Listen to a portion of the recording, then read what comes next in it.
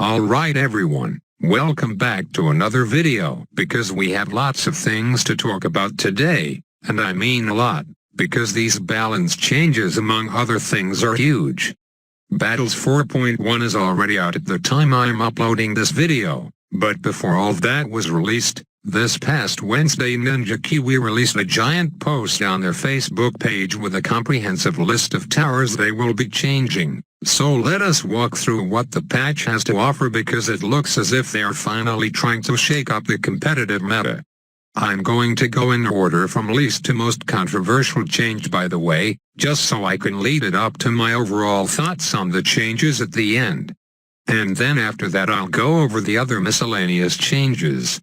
I won't be talking much about the gameplay and the background, by the way, but I will tell you right now that these were played on 4.1, and I'll be using a bunch of different strategies throughout the video just to test the waters on stuff, nothing too serious but worth a mention.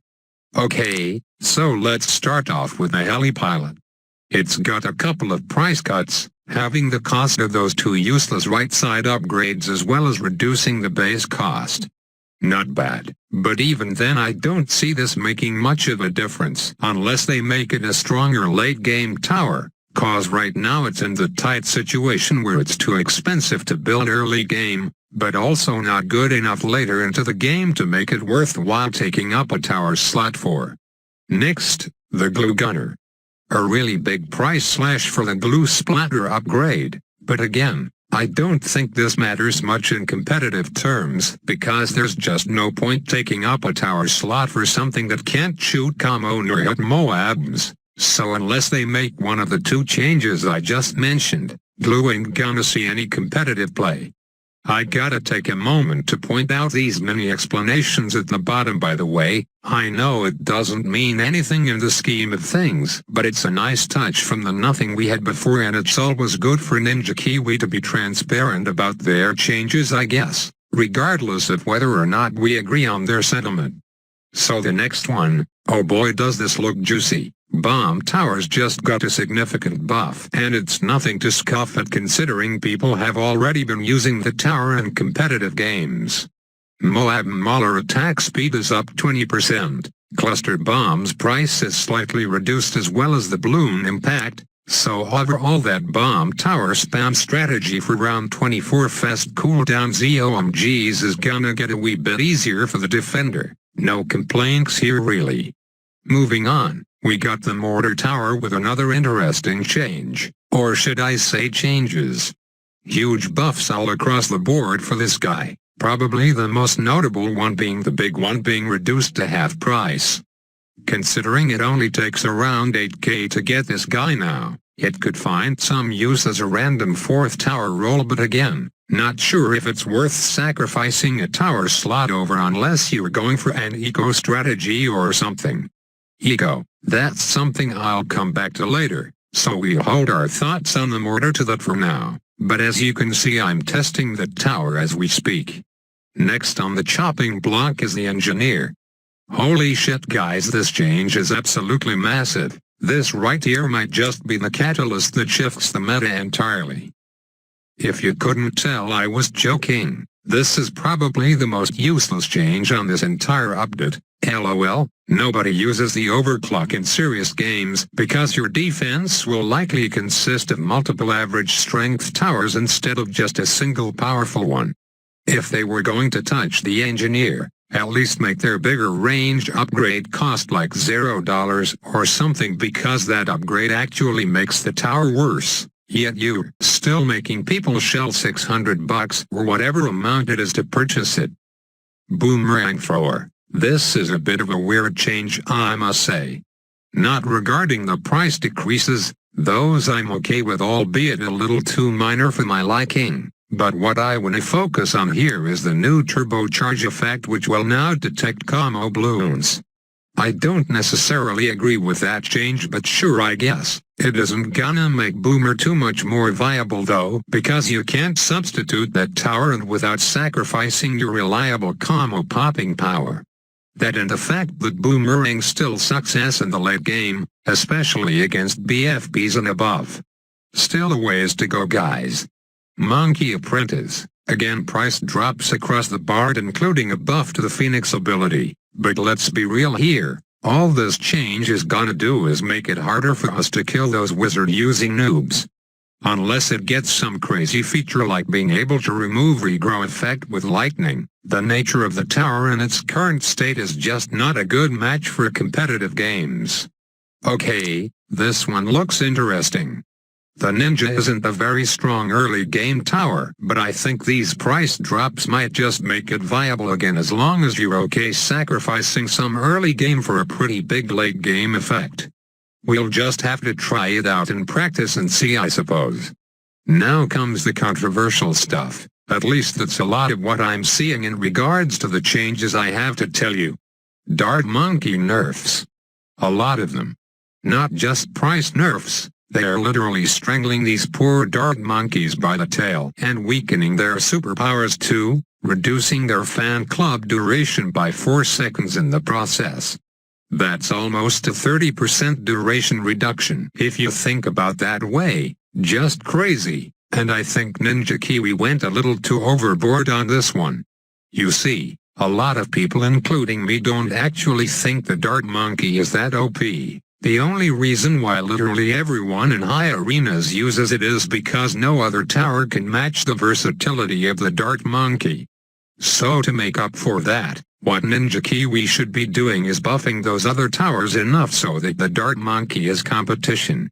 Which they have been doing as you just saw earlier, I won't deny that, but I think they could have gone a little harder on the buffs and less so on the nerfs. And I'll explain to you why that is the case after I talk about this last tower balance change.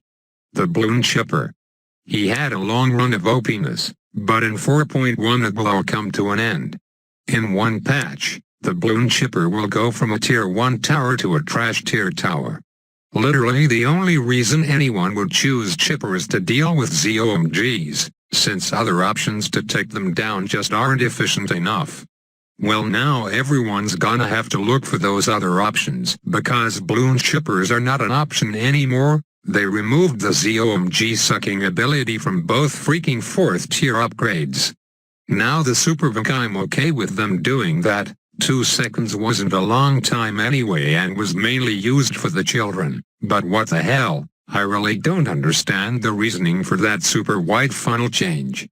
Removing the ZOMG effect while only compensating 1,000 in the cost. I have no words to explain this. Actually, I have 3. Bye-bye Chipper. Okay, so there's more miscellaneous changes I haven't mentioned yet, but let's hold off on that while I explain why nerfing the Dart Monkey and gutting the Chipper might be a little too much. You see, the addition of fast cooldown ZOMGs has made it pretty tough for people to defend reliably at such an early round, and few tower combinations can handle them effectively while still being within the affordable range. Keep in mind farms are the meta as well, so you basically have 2 tower slots to work with. That needs to be able to handle all stages of the game, kind of a hard thing to do. That's why we're all for buffing other towers. But with Bloonchipper out of the equation and darts decently nerfed, what can we turn to now?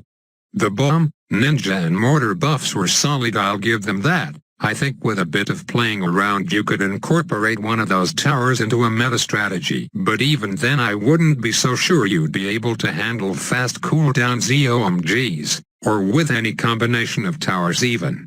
And having a near unbeatable rush is sort of a bad thing, don't you think? Maybe, maybe not. I guess you could make the argument that an unbeatable rush makes for shorter and quicker games, but that wouldn't be the best for competitive if it just came down to a coin toss. Hope that makes sense. Honestly, I could say more, but people have already done so on numerous other platforms. Just search 4.1 update round and enjoy the next hour watching videos. I also encourage you all to voice your thoughts on the state of battles down below in the comments section, and I'm sure we can get some good discussion going. Quickly, let's wrap up the rest. Bloon changes. Let balloons buffed in speed. I don't understand the point in that, but it's whatever I guess. But holy shit, cheaper regrow rainbows. Am I seeing this right? Looks like I am. but that reduced price also comes with increased spacing, which in my opinion shouldn't mean too much as long as you're getting the same quantity. Will this make regrow rainbows great again? Not sure. Again, we'll have to let the meta decide the answer for that.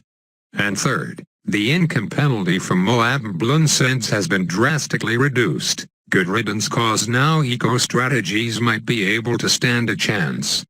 Card battles. The cries about RNG have been heard, and I think they have the solution we've all been hoping for. A solid change for the boys in red and black over here. Next up, player profiles will now show the win-loss record for both players in High Arena. Holy shit, it only took 1 year of constant whining, but we fucking did it, Reddit.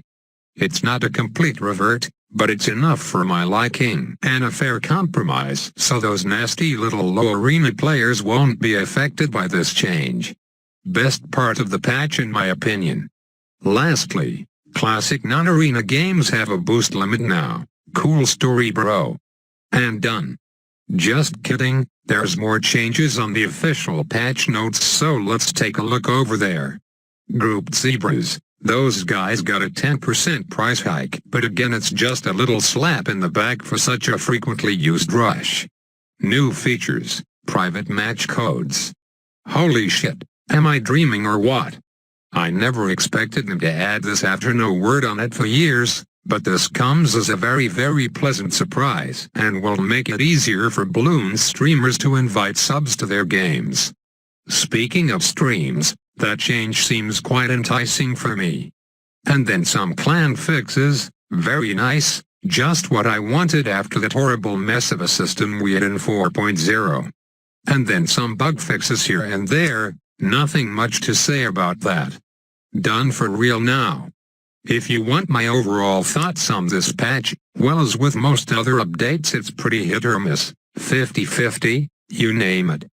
Almost all the unbalanced changes were great for the game, but as for tower and bloon changes, some of them I liked, some of them I was iffy about, some of them not so much. But I wouldn't go so far as to say it's literally the worst patch ever like some people have, cough cough, you know who you are. It would take a lot for Ninja Kiwi to outdo their 3.8 update, LOL. They definitely achieved their goal of shaking up the meta somewhat, but at the cost of essentially making fast cooldown ZOMGs unstoppable, which I'm not sure is the best trade-off to have, especially for competitive games. But hell, what do I know? I haven't try-harded in this game forever, but I do have the most important non-materialistic thing, and that is knowledge.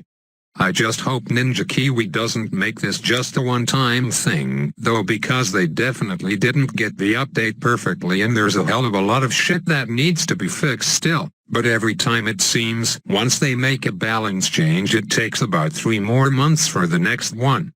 Hopefully this will be the exception. Ignore the ending of this game, by the way, it's pretty ugly and dumb by me, I tell you. From the games I played in this video, it certainly seems like Ninja, Bomb and Mortar is a solid loadout, but it's a small sample size, so wait a few more days or weeks and we'll start to see how well each strategy does. This is ISAB bringing you the 4.1 update, signing off. Make sure to like and sub for more as well.